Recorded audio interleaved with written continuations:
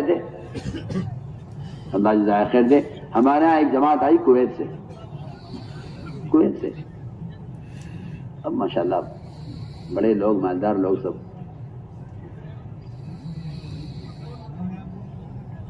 انہوں نے آ کر بتلایا کہ جی ہم نے نظام الدین کی ہدایات سنی ہے کہ موبائل سے آ کے رکھنا ہے. ہم 8 آدمیوں کی جماعت کویت سے آئے ہیں اور موبائل گھر چھوڑ کر آئے. بڑے بڑے تاجر ان میں، بڑے بڑے مالدار لوگ. اگر ہم سے کہی جگہ نہیں تو نہیں صحیح. پوری جماعت 4 مہینے ہندوستان میں لگا کر واپس گئی. 4 مہینے کسی کے پاس موبائل نہیں. ہمیں تو ہدایت جو دی گئی اس پہ عمل کرنا ہے. ہم تو جانتے نہیں کہ اس کے بعد کیا ہوگا. جو ہوگا دیکھی جائے گی. 4 مہینے کے بعد کہتے ہیں کہ ہمارا یہ پہلا خروج ہے جس سے ہمیں فائدہ ہوا ہے، ورنہ اب تک ہمیں معلوم ہوتا ہے کہ ہمارا وقت ضائع ہوا ہے. کہتے ہیں اس کا فائدہ ہوا ہے اس سے کہ ہم یکسو ہو گئے بالکل اعمال کی طرف. اس لیے میں آپ کو تاکید سے عرض کر رہا ہوں کہ آپ اس کی کوشش کریں. اگر خدا نہ کرے جب آپ سے لے آئے ہو بند کر کے نہیں سکوا. امیر کی ذمہ داری ہے کہ وہ اپنے ساتھیوں کے موبائل کی حفاظت کرے اور ان کو اس کا استعمال نہ کھونے دے. ورنہ میں آپ سے صاف کہہ دیتا ہوں کہ قیامت میں اللہ تعالیٰ امیروں کو پکڑیں گے کہ تم نے کیا کوشش کی تھی ان کو اس منکر سے روکنے کی. اللہ جماعتوں کے ذمہ داروں سے قیامت میں سوال ہوگا. میں سارے جماعتوں کے ذمہ داروں سے کہہ رہا ہوں کہ جتنے امیر بیٹھے ہوئے جماعتوں لے کر چلنے والے، ان سب کی ذمہ داری ہے کہ سب موبائل بند کر کے رکھیں اپنے پاس اور اس کا استعمال نہ کیا جائے. ہاں کسی کو کوئی حاجت، کوئی ایسی ضرورت پیش آ جائے، امیر سے اجازت لے لے کہ امیر صاحب یہ مسئلہ تھا ہمارا گھر کا، اگر اجازت ہو تو یہ خبر کر دیں. کوئی اگر مجبوری پیش آ جائے تو کوئی حرج نہیں ہے. لیکن بیان کا ٹیپ کرنا یا اس میں تصویروں کا دیکھنا، یہ تو دین کو کھیل بنانا ہے. اور جو آدمی دین کو ہلکا سمجھتا ہے وہ ہدایت حاصل نہیں کر سکتا. اس سے اپنے آپ کو ہمیں بچانا ہے. یہ ہے لایانی کا نقصان. احد کے میدان میں شہید ہوئے صحابی، بڑی سنیے تو صحیح، شہید کا خطرہ زندگی گرتانی سے پہلے مغفرت ہو جاتی ہے. کیا کیا فضائل ہیں شہید کے، غور کیجیے. صحابی شہید ہوئے احد کے میدان میں، جنازہ اٹھا کر یہاں سے گھر لے جایا گیا. ان کے اللہ کے رسول صلی اللہ علیہ وسلم تشریف لے گئے ان کے حوالے کی تسلی کے لیے. جنازہ رکھا ہوا تھا. ان کی والدہ نے کہا میرے بیٹے تمہیں جنت مبارک ہو. آپ ہمارے ان کی والدہ سے تم نے اس کو جنتی کیسے کہہ دیا، تمہیں کیا معلوم اس نے اللہ کے راستے میں نکل کر لایانی بات کی ہو. سوچیا ہمارے پاس وقت فارغ تھا، ظہر کے بعد لمبا وقت تھا، تعلیم ہو گئی، بیٹھ گئے. ہاں بھائی تم دکان کھول کے آیا، بند کر کے آیا. ہاں بھائی کھیت کے کیا ہو رہا ہے اور تیرے گھر میں کیا ہو رہا تھا، تو چلا تھا، تو کب واپس جاوے گا، میں کب واپس آؤں گا. یعنی لایانی باتیں. میں سوچتا ہوں، میں نے کہا دین سیکھنے کے لیے نکلے ہیں، سکھانے کے لیے نکلے ہیں، انہیں فرصت کہاں سے مل گئی اس کی؟ وقت ہی نہیں دائی کے پاس. ہم نکل کے لایانی باتیں کر لیتے ہیں اور وہاں صحابی شہید ہوئے اللہ کے راستے میں. والدہ کہہ رہی جنتی میرا بیٹا. فرمایا کیسے جنتی کہہ دیا تم نے اس کو، اس نے جماعت میں گھر کے بیکار باتیں کی ہوں گی. سوچیے آپ. تو اس لیے ہمیں اس سے اپنے آپ کو بچانا ہے. 3 کاموں میں ہمارا وقت گزرے بس، دعوت میں، عبادت میں، سیکھنے سکھلانے میں. حضرت فرمایا کرتے تھے یہ 3 کام اگر دنیا میں نہ ہوتے عمر دنیا میں رہنا پسند نہ کرتا. حضرت عمر کا قول ہے اگر اللہ کے راستے میں پھرنا نہ ہوتا عمر دنیا میں رہنا پسند نہ کرتا. آج کے مسلمانوں کو دیکھیے آپ، یہ کہتے ہیں پھرنا بھی کوئی کام ہے. حضرت عمر کیا کہہ رہے ہیں؟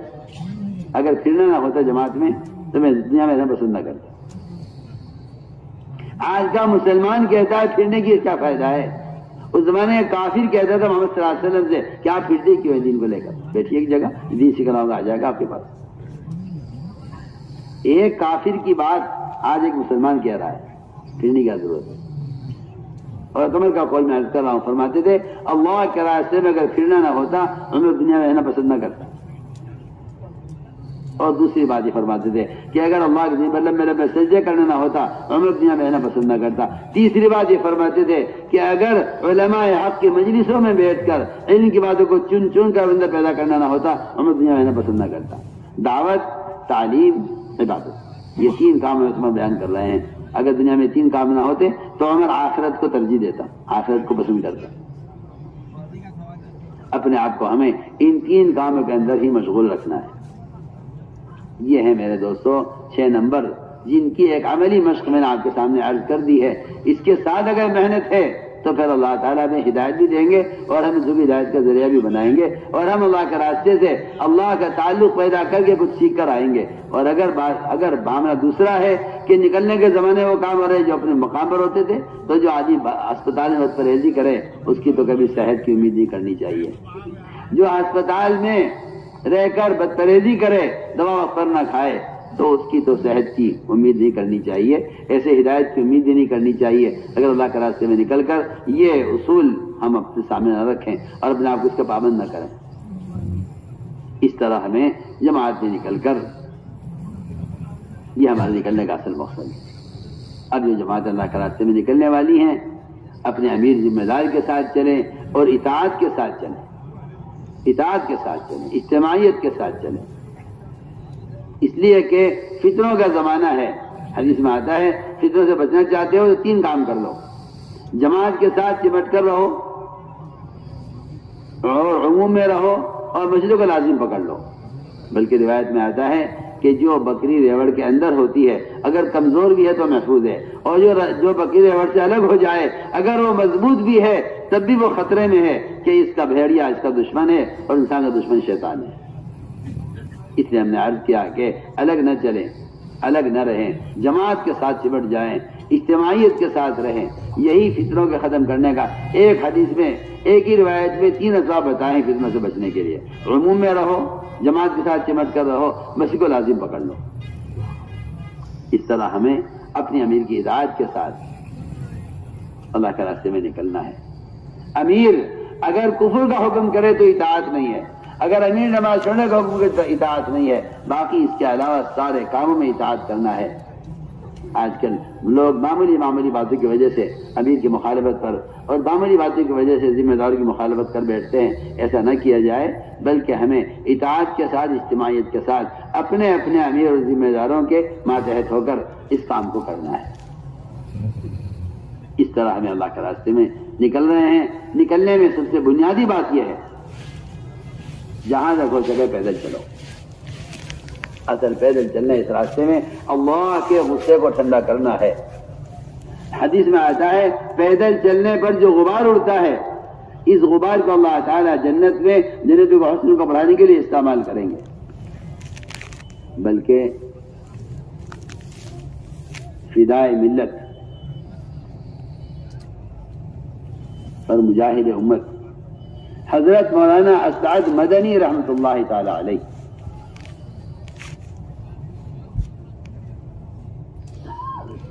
ایک سفر میں تھے، کسی مہم میں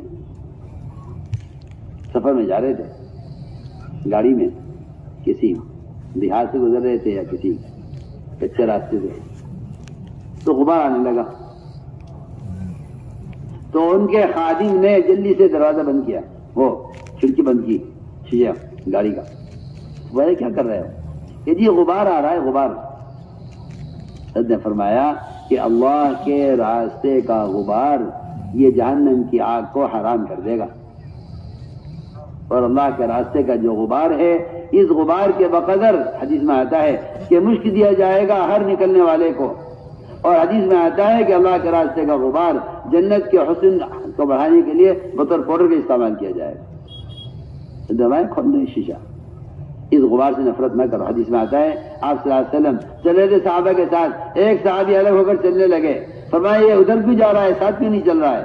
اس نے کہا جی غبار اڑ رہا تھا، میں ایک طرف ہو گیا ہوں، مٹی اڑ رہی تھی، ذرا میری ناک میں چلی جائے گی اس لیے میں ایک طرف ہو گیا۔ فرمایا اس غبار سے نفرت نہ کرو، کہ اللہ کے راستے کا غبار جہنم کا دھواں ایک ناک میں جمع نہیں ہو سکتا، ایک ناک میں جمع نہیں ہو سکتا اللہ کے راستے کا غبار اور جہنم کا دھواں۔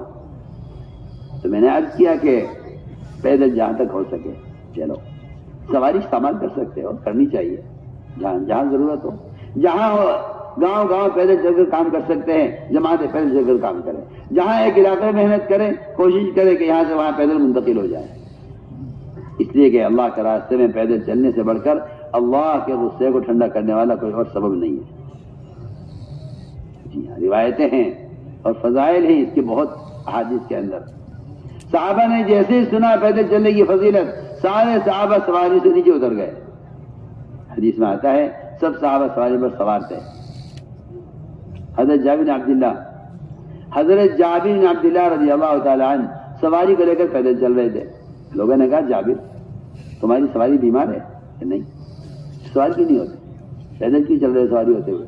کہا میری سواری بیمار نہیں ہے اور مجھے سواری کی ضرورت بھی ہے، لیکن میں نے اللہ کے نبی کو فرماتے ہوئے سنا ہے جو اللہ کے راستے میں پیدل چلتا ہے اس کے لیے جانے کی جگہ حرام کر دی جاتی ہے. صحابہ کے یہاں تعلیم کا طریقہ یہ نہیں تھا کہ اس بات کو جلدی سے کسی موبائل میں ڈال کر سب جگہ پھیلا دو تاکہ سب کو پتہ چل جائے. یہ طریقہ نہیں تھا تعلیم کا. یہ تو اس زمانے میں رواجی طریقہ جاری ہوا ہے. صحابہ کے زمانے میں تعلیم کا طریقہ یہ تھا کہ جس بات کو ایک آدمی سن رہا ہے وہ چاہتے تھے کہ یہ بات سب سنیں. کیونکہ تبلیغ کا حکم ہے. تبلیغ کا مطلب یہ ہے جو آپ اپنی زبان سے خود جا کر پہنچائیں وہ تبلیغ ہے. جو آپ اخبار رسائل سے بھیج رہے ہیں یہ تبلیغ نہیں ہے. یہ تبلیغ کوئی تبلیغ نہیں ہے. حضرت صحابی جنہوں نے سوال کیا تھا انہوں نے یہ دور چلے گئے اور دور جا کر انہوں نے دوبارہ سوال کیا. دور جا کر بہت دور آواز دے کر چیخ کر پوچھا وہاں سے کہ جابر تم ابھی سوال کیوں نہیں ہو جاتے؟ جابر نے کہا، جابر سمجھ گئے کہ حالانکہ مجھے پوچھ کے گیا ہے مجھ سے بھی ابھی پوچھ کر گیا ہے مجھ سے اتنی سی بات اور وہاں جا کے چیخ کر پوچھ رہا ہے دوبارہ. وہ سمجھ گئے کہ میں چیخ کر جواب دوں گا اس کو، یہ چاہتا ہے کہ سب سن لیں. یہ سب کو سنوانے کے لیے دوبارہ سوال کر رہا ہے دور جا کر. انہوں نے چیخ کر کہا کہ میری سواری بیمار نہیں ہے. میں نے اللہ کے نبی کو فرماتے ہوئے سنا ہے جو اللہ کے راستے میں پیدل چلے گا اس کے جانے کی جگہ حرام کر دی جائے گی. اس بات کو سن کر سارے صحابہ سواری سے نیچے اتر گئے. فرماتے ہیں کہ اس دن سے زیادہ پیدل چلنے والے کبھی دیکھے نہیں گئے. یہ ہے فضائل اللہ کے راستے میں پیدل چلنے کے. جس جماعت کا جہاں کا رخ بنا ہے وہ جماعت وہاں جائے. ٹرین میں بس میں دعوت دیتے ہوئے جائیں. دنیا کی باتیں ہرگز نہ کریں. دنیا آوے کے سامنے، شیطان لاوے گا نقشے سامنے. یہ اللہ کے راستے میں نکل رہا ہے، کہیں اس کا یقین اللہ کی ذات پر نہ آ جائے. شیطان خوب یاد دلائے گا چیزیں نظر آئیں گی، خوب نقشے نظر آئیں گے. ہر نقشے کا انکار کرو قدرت کے مقابلے میں، ہر شکل کا انکار کرو قدرت کے مقابلے میں. ایمان سیکھنے کے لیے لازم ہے اللہ کے ماسوا کا تصور میں بھی انکار کرنا. تصور میں بھی اس کے ماسوا کا انکار کرو اور ظاہری میں اس کے غیر کا انکار کرو. اس طرح ہمیں ٹرین یا بس میں جہاں ہم سفر کر رہے ہیں اپنے قریب والوں سے ملاقات کریں، دعوت دیں. ٹرین میں بس میں سب ساتھی اپنی اپنی سیٹوں پر رہیں. یہ آج کل ایک نئی بیماری چلی ہے کہ بھائی ہم جماعت ہیں، ٹرین میں سفر کر رہے ہیں، ہم کیونکہ ہمیں نمازی پڑھنی ہے، تعلیم بھی کرنی ہے اور مذاکرہ بھی کرنا ہے. اور بھائی صاحب آپ سے درخواست ہے ذرا آپ ٹکٹ ہمیں تبدیل کر لیجئے، آپ وہاں چلے جائیے، ہمیں یہاں آ جائیں گے تاکہ ہماری جماعت ایک ساتھ رہے. میری بات آپ کان کھول کے سن لیجئے، ایسا کرنا جائز نہیں ہے. اس کی سیٹ اس کا حق ہے، اس کی سیٹ اس کا حق ہے. آپ نے پہلی بے اصولی کی ہے، پہلی بے اکرامی کی ہے آپ نے کہ آپ اس سے کہہ رہے ہیں کہ جگہ تبدیل کر لیجئے، میں یہاں رہوں گا، آپ ہمارے ساتھ ہی یہاں آ جائیں. کیوں؟ ہمیں تعلیم کرنی ہے. کس نے کہا آپ سے تعلیم کرنے کو ٹرین میں؟ ٹرین تعلیم کی جگہ ہی نہیں ہے. ٹرین میں تو آپ سفر میں ہیں، اپنی سیٹ پر ہیں. آپ ٹرین میں بجائے مسافروں کو پریشان کرنے اور ان کی جگہیں تبدیل کرنے کے، ان کی سیٹ بدلنے کے، آپ اس سیٹ پر رہیں. آپ ٹرین میں اکیلے بیٹھے ہیں، ٹھیک ہے، ذکر کریں، تلاوت کریں، کتاب کھول کر خود پڑھنے لگیں. برابر والا آپ کو ماشاءاللہ مسلمان بھائی ہے، آپ اس کو دعوت دیں، اسے ایمان یقین کی بات کریں، اس کو نماز کی اہمیت بتائیں، اس کو آخرت کا فکر دلائیں. بہت کام کرنے کے ہیں.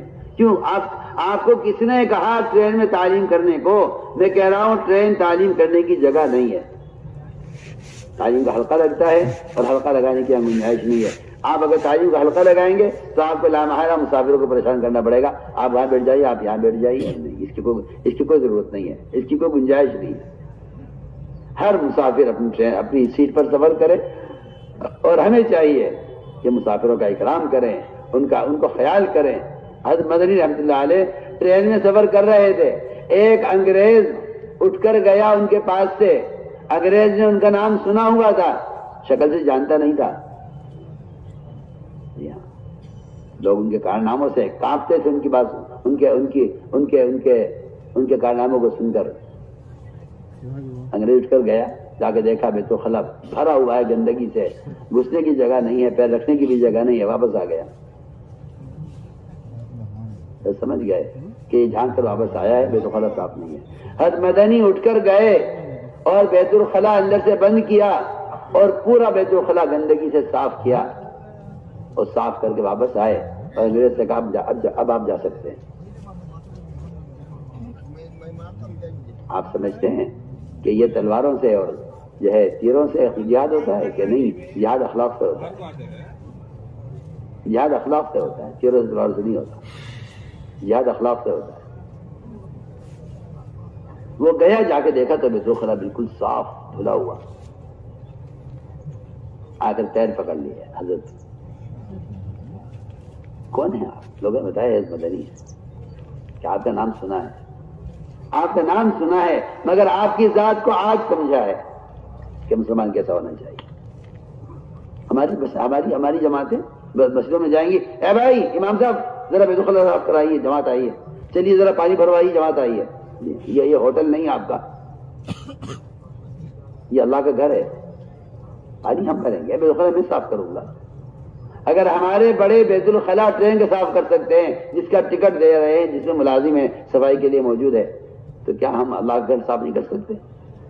ایسی حالت ہو گئی ہماری کہ عمر رضی اللہ تعالیٰ عنہ قباء کی مسجد میں جھاڑو دینے کے لیے مدینے سے جاتے تھے